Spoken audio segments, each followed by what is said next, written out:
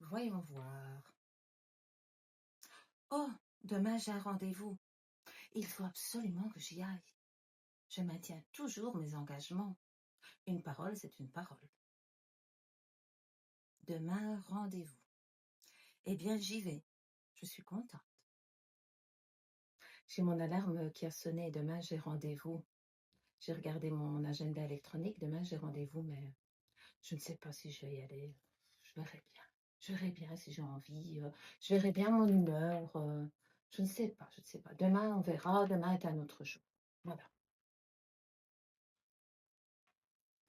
Eh bien, pourtant, pour l'univers, sache que c'est sérieux. Manquer un rendez-vous, c'est manquer de respect. Ce que tu fais aux autres te reviendra. C'est une loi universelle. En ne te rendant pas au rendez-vous, tu as fait perdre du temps et de l'argent à quelqu'un, et tu payeras en retour. Que ce soit en temps ou en argent, si tu as manqué de respect à quelqu'un, attends-toi à ce que quelqu'un te manque de respect en retour. Pour tes vibrations, cela signifie que tu n'es pas en phase, puisque tu vibres sur une énergie négligente. Il t'arrivera de rencontrer des situations similaires dans ta vie. Et si tu as menti avec une fausse excuse pour ne pas aller à ton rendez-vous, attends-toi à ce que quelqu'un te mente également.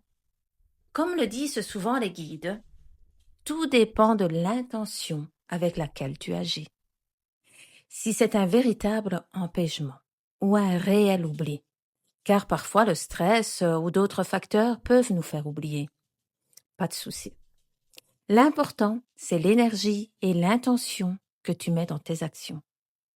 Mais si tu as pris rendez-vous avec un certain je m'en foutisme, alors c'est grave. Au jour d'aujourd'hui, les indépendants ont déjà du mal à vivre de leur travail et de leur passion. Et à cause du manque de savoir-vivre et de la politesse, du manque de politesse, beaucoup de clients ne se présentent pas, souvent sans prévenir. Cela fait beaucoup de mal aux indépendants. Et qui fait le mal récolte le mal. Alors, quand vous prenez rendez-vous, pensez à maintenir vos engagements. Un geste simple, comme prévenir en cas d'empêchement, du respect, du savoir-vivre, de la politesse, peuvent vraiment faire toute la différence.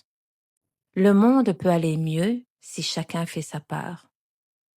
Quand les gens tiennent leurs promesses, montrent du respect et de l'empathie, cela crée un monde meilleur comme par le passé. Si nous voulons avoir le monde comme avant, nous devons nous comporter comme avant. Faire les choses avec le cœur à nouveau et arrêter de s'en foutre des autres, des conséquences que cela impliquera dans la vie des autres. Faisons à nouveau les choses avec le cœur, avec empathie, avec politesse, avec savoir-vivre. Mettons-nous à la place des autres.